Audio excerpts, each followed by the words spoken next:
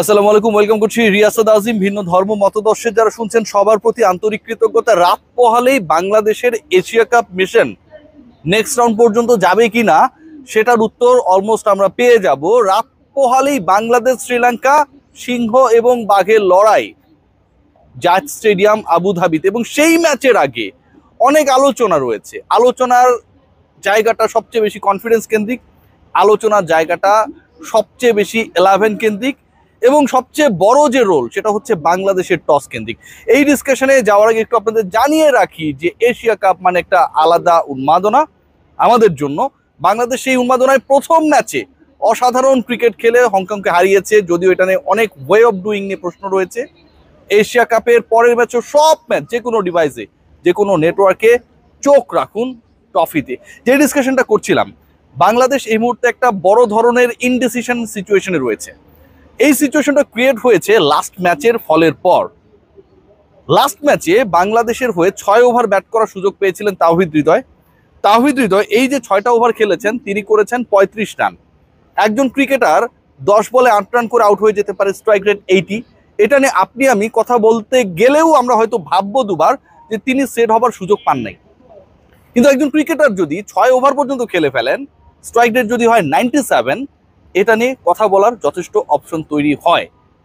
Hong Kong এর বিপক্ষে যেই মাঠে তাওহিদ হৃদয় স্ট্রাগল করেছেন, স্বীকার করেছেন, রান করতে ব্যর্থ হয়েছেন, 100 নিচে স্ট্রাইক রেটে ব্যাট করেছেন, যদিও শেষ করে এসেছেন, ঠিক একই মাঠে more better bowling attack Sri Lanka.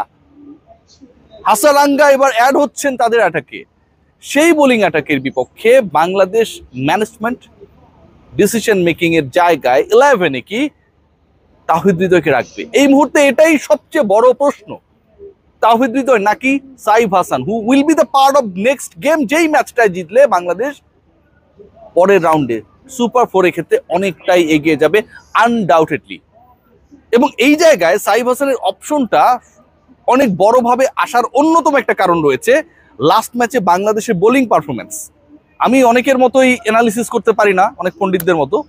তো বোলিংটা যদি বাংলাদেশের দেখি, যে দেখুন আফগানিস্তানের বিপক্ষে তাদের বোলিং অ্যাটাকের বিপক্ষে হংকং 94-এর বেশি করতে পারে নাই।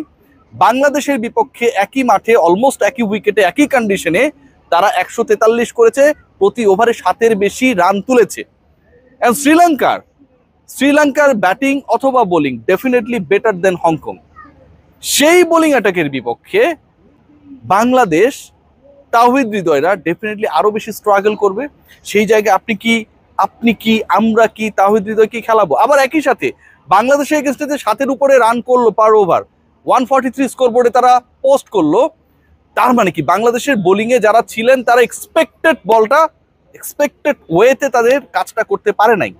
সেটা ম্যাচ পরবর্তী সংবাদ সম্মেলনে বলা হয়েছে। সেটা যদি না পারে তার মানে কি ক্যাপ্টেনের কাছে অপশনস কম ছিল?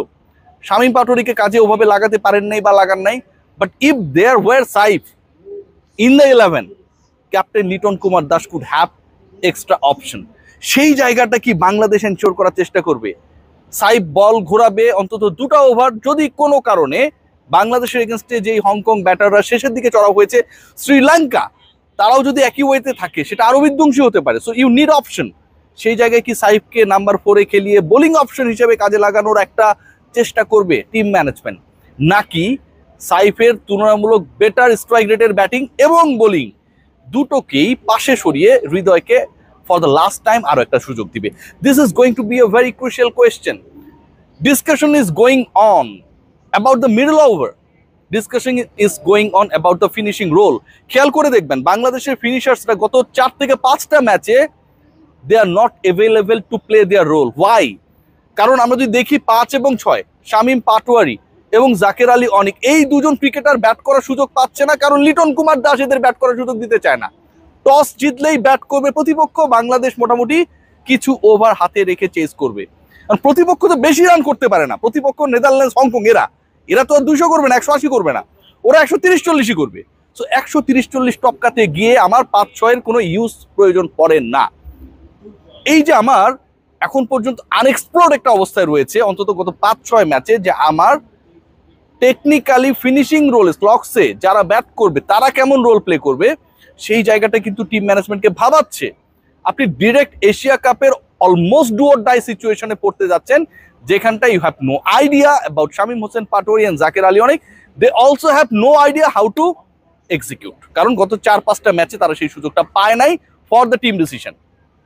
মিডল ওভার্সগুলোতে খেয়াল করে দেখবেন যে সপ্তম থেকে 12th ওভার পর্যন্ত বাংলাদেশ 32টা বলে কোনো বাউন্ডারি মারতে পারে নাই। Against which bowling attack? Hong Kong এর বোলিং অ্যাটাকের বিপক্ষে Bangladesh they fail to score even a single boundary. এবং ওই সময়টায় যারা ব্যাট করছিলেন number 3 and 4 Liton Kumar Das and Towhid Hridoy, তাদের strike rate sometimes below 100, sometimes just 100।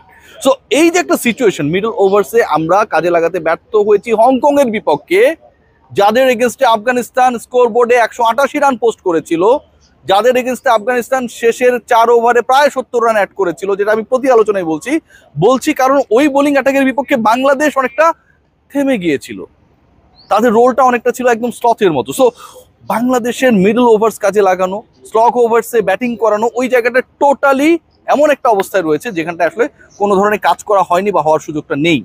So overall team Tigers দে আর আন্ডার প্রেশার। টস জিতলে বাংলাদেশ কি করবে? ওয়ান্স এগেইন তারা কি শ্রীলঙ্কাকেই ব্যাট করতে পাঠাবে? টস জিতলে নাকি বাংলাদেশই আগে ব্যাট করবে? সেটাও কিন্তু একটা গুরুত্বপূর্ণ প্রশ্ন। শরীফুলকে বাংলাদেশ খেলাবে কি খেলাবে না, অনেক আলোচনা রয়েছে। দুদিকেই সুইং করতে পারে, ভেতরে আনতে পারে, বাইরে নিয়ে যেতে পারে, যেই অ্যাবিলিটি অনেক ক্ষেত্রে আমরা দেখেছি যে মুস্তাফিজের ক্ষেত্রেও নেই। Shoriful could do that. তো শরীফুলের রোলটা কি হবে? তাকে যদি বাংলাদেশ খেলাতে যায়, they have to drop either Tanzim Sakib or Mustafiz or আমাদের মহা গুরুত্বপূর্ণ তাসকিন আহমেদ। এই ব্যাপারেও কিন্তু একটা ইনডিসিশনের জায়গা রয়েছে। Overall the situation is very much gloomy. এখানে অনেক হট টেম্পারেচার, সারাদিনে অনেক লাইটস আমরা পাই, ঘেমে যাই, ক্রিকেটাররা ওয়েদার নিয়ে অনেক প্রশ্ন তুলছে, বাট বাংলাদেশ দলের ইনসাইড অ্যাটমসফিয়ারটা, টিমের অ্যাটমসফিয়ারটা প্রথম ম্যাচে 7 উইকেটের কনভিন্সিং জয় পাবার পরও এখন পর্যন্ত ঠিকঠাক নেই, কারণ টপ অর্ডার প্রথম ম্যাচে ফেল করেছে। বাংলাদেশের প্রথম ম্যাচে মিডল ওভার্সে বাংলাদেশ প্রপারলি কাজে লাগাতে পারে নাই। বাংলাদেশের প্রথম ম্যাচে যেহেতু মিডল ওভারগুলো কাজে লাগাতে পারে নাই, লোয়ার অর্ডারে বা ফিনিশিং রোলে যারা থাকবে, বাংলাদেশ যেহেতু টস জেতার পর আসলে 20 ওভার ব্যাট করার পরিকল্পনাই করে নাই, তাদেরকে কাজে লাগাতে পারে নাই। বোলিং ডিপার্টমেন্ট হংকং ব্যাটারদের অ্যালাউ করেছে টু স্কোর মোর দেন 140 রানস, এবং ব্যাটাররা হংকং এর মতো দুর্বল বোলিং অ্যাটাকের বিপক্ষে স্ট্রাগল করেছে to hit a boundary in the middle overs minimum 32টা বল পর্যন্ত। সো এই সিচুয়েশনটা কোনোভাবেই কাম্য না। টিম টাইগার্স শ্রীলঙ্কার এগেনস্টে দারুণ একটা এক্সপেরিয়েন্স নিয়ে এই ম্যাচে মাঠে নামবে। এই মাঠের একটা দারুণ এক্সপেরিয়েন্স নিয়ে মাঠে নামবে। শ্রীলঙ্কার এগেনস্টের এক্সপেরিয়েন্সটা কি? শ্রীলঙ্কার বিপক্ষে শ্রীলঙ্কার ঘরে প্রথম ম্যাচে পরাজিত হবার পর বাংলাদেশ টানা 2 ম্যাচ জিতে যে উইনিং টোনটা সেট করেছিল, তারপর থেকে বাংলাদেশ সবশেষ 9 ম্যাচে 7টা টি20তে জিতেছে। অসাধারণ পারফরম্যান্স। এই বাংলাদেশ দলের এই অসাধারণ টোনি সেট হয়েছে শ্রীলঙ্কাকে হারানোর পর, সিরিজে হারানোর পর তাদের হোমে এই মাঠে। এর আগে টানা 2 ম্যাচ খেলার পরও জাত স্টেডিয়ামে বাংলাদেশের জয় ছিল না, সেটা বাংলাদেশ এনশিওর করেছে জাস্ট একদিন আগে। একদিন পরে শ্রীলঙ্কার বিপক্ষে বাংলাদেশ কি পারবে সকল ভালো দিকগুলো রিপিট করতে? পারা উচিত, তবে তার আগে অনেকগুলো প্রশ্নের উত্তর মেলানোটা খুব বেশি গুরুত্বপূর্ণ। সবাই ভালো থাকবেন। Good luck for team Tigers.